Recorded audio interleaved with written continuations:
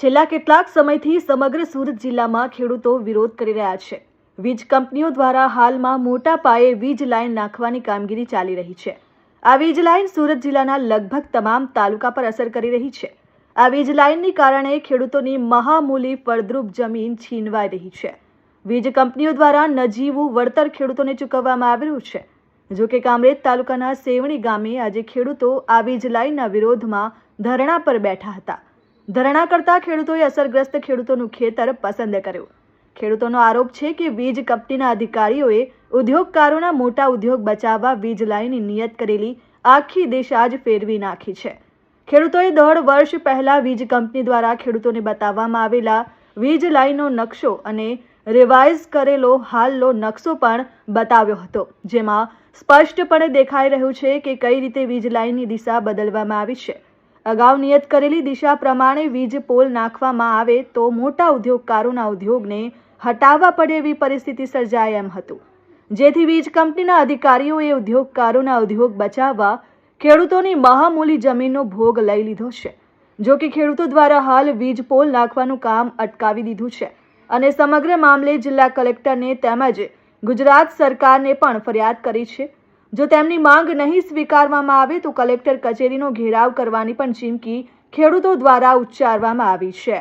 સુરત જિલ્લાના કામરેજ તાલુકાના સેવણી ગામમાં આજે એક આ ધરણાનું આયોજન કરવામાં આવ્યું છે। કારણ એ છે કે સુરત જિલ્લાના ઘણા ગામોમાંથી પાવરગ્રીડની 765 kVની મહાકાય લાઇન પસાર થઈ રહી છે, જે ભૂત આપણને ખબર છે એમ છેલ્લા 2, 2.5, 3 વર્ષથી આ ખેડૂતોને રંજાડતું રહ્યું છે। પરંતુ આજે તમે સેવણી ગામનો જો ઇસ્યુ જો તો ખૂબ જ અજુગતો ઇસ્યુ છે। પાવરગ્રીડે જે પોતાની જૂની લાઇન જતી હતી એને ડાયવર્ટ કરીને એક નવો રૂટ બનાવ્યો છે। આ ગુજરાતમાં કદાચ પહેલી ઘટના છે કે આવું બન્યું, અને એનું કારણ એ છે કે માલેતુજારો, રાજકીય વગ ધરાવતા લોકો, ઉદ્યોગપતિઓએ આ ગામમાં જમીન ખરીદી છે અને એ લોકોએ પોતાની સંપત્તિ, પોતાની પ્રોપર્ટી બચાવવા માટે નાના અને ગરીબ ખેડૂતોના ખેતરમાંથી આખી લાઇન ડાયવર્ટ કરીને એમના ખેતરમાં થાંભલા ઊભા કરવાનું એક દુસ્સાહસ કર્યું છે। અને આ દુસ્સાહસ પણ ક્યારે થયું કે જ્યારે ખેડૂતોએ પાવરગ્રીડના અધિકારીઓને વિરોધ કર્યો કે અમને આ લાઇન મંજૂર નથી, છતાં કાયદો એવો છે કે જો ખેડૂત વિરોધ કરે તો એમણે પાવરગ્રીડે જવાનું છે કલેક્ટર પાસે અને collector as a district magistrate આનું હિયરિંગ કરશે। પરંતુ કાયદાને જાણે આ લોકો ગોરીને પી ગયા છે અને કાયદાને પોતાના ખિસ્સામાં રાખીને તોડીને એ લોકોએ ખેડૂતોની ઈચ્છા વિરુદ્ધ ખેડૂતોના ખેતરમાં ખાડા ઊભા કરવાનું દુસ્સાહસ કર્યું છે। તો એના વિરોધમાં અમે આ વિરોધ પ્રદર્શન એટલે કે ધરણાનો કાર્યક્રમ રાખ્યો છે।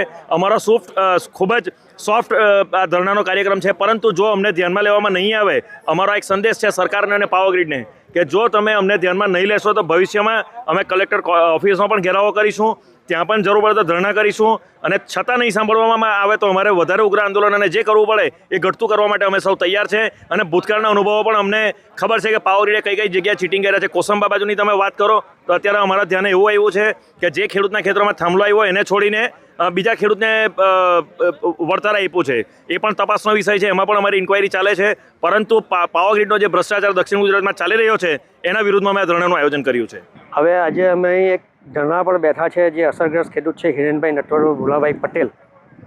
હવે એમાં એવું છે કે પાવરગ્રીડ નવસારી વટાવળની લાઇન જે જતી હતી, હવે 1.5 વર્ષ પહેલાં જે જૂનો મેપ હતો, સૌને જે અસરગ્રસ્ત ખેડૂતો છે એમને નોટિસ મળી ગયેલી હતી, લાઇન ચાલુ થઈ ગઈ છે, આજુબાજુ બધે પોલ ઊભા થઈ ગયા છે, વચ્ચેનો જે ભાગ છે જે 3 થી 4 પોલ આવે છે એમને અત્યારે લગભગ અઠવાડિયા પર નોટિસ આપવામાં આવી। એ પહેલાં ખેતરમાં આજે આપણે જે ખેતરમાં ઊભા છે ત્યાં ખાડા ખોદી કાઢ્યા, એટલે ખેડૂતને ખબર પડી કે ભાઈ ખાડા શું કામ ખોટો છો, તો એમણે કીધું કે ભાઈ નવો પોલ આવે છે, તો ખેડૂતે વિરોધ કર્યો। પછી લાઇન જોઈ તો આગળ આખી લાઇન જે જૂની જતી હતી 1.5 વર્ષ પહેલાં જેમને નોટિસ મળી હતી, એ લાઇન આખી શિફ્ટ થઈને બાજુના ખેતરમાં આવી ગઈ છે કે જ્યાં આગળ આ પોલ હતો જ નહીં, તો એની બાજુમાં એટલે ઇન્ડસ્ટ્રી જે જતી હતી એમાંથી લાઇન જતી હતી, અને એ લાઇન શિફ્ટ થઈને બાજુના જે નાના જે હવે 10-12 વીંગાના ખાતેદાર જે ખેડૂત છે જેની જોડે એટલી જ ખેતી છે, હવે એવા નજીકમાં 3 થી 4 પોલ નજીકમાં આવી જવાના। તો હવે જે ખેડૂત, જે અસરગ્રસ્ત ખેડૂત છે એના માત્ર આ જમીન છે 10-12 વીંગામાં, એમનું 2 ભાઈઓ છે, એમનું ગુજરાન ચલાવે છે। હવે એવા આગળના ઘણા બધા ખેડૂત અસરગ્રસ્ત છે, તો એમને કીધું, અમે મિટિંગ કરી 4 દિવસ પહેલાં પાવરગ્રીડના અધિકારી જોડે, તો એમને પૂછ્યું કે ભાઈ તમારી જોડે કોઈ મેપ નકશો, કે કલેક્ટરે હુકમ કર્યો છે। એમણે અમને નકશો પણ આપ્યો નહીં નવો, આપણે અહીંયા આગળ જૂના અને નવા નકશા બેઉ ડિસ્પ્લે કર્યા છે, એમાં ચોખ્ખો ખુલ્લો ફરક દેખાય છે કે ક્યાં આગળથી આ લાઇન શિફ્ટ થઈ છે। એટલે આમાં ખેડૂતોને ઘણું બધું નુકસાન છે કે જ્યાં આગળ લાઈન હતી ને ત્યાં લાઈન કરી દીધી ને તમે અઠવાડિયામાં બધી પ્રોસેસ કરવા માંગો છો. એટલે અમારે તો એ જ માંગ છે કે ભાઈ અમને પોલ જોઈતા નથી. જે રીતે ખેડૂતના ખેતરમાં આવે છે એમને પોલ જોઈતા નથી. જ્યાં જૂની લાઈન જે સર્વે થયેલી તમે એમાંથી પોલ લઈ જાઓ. ને અમારી આ એકદમ ઉગ્ર અને સટીક રજૂઆત છે સરકારને અને પાવર ગ્રીડને, જે રીતે લાગતા વળગતા વિભાગને, કે અમારા આ ખેતરમાં પોલ જોઈતા નથી. Bureau report, RN news, Surat.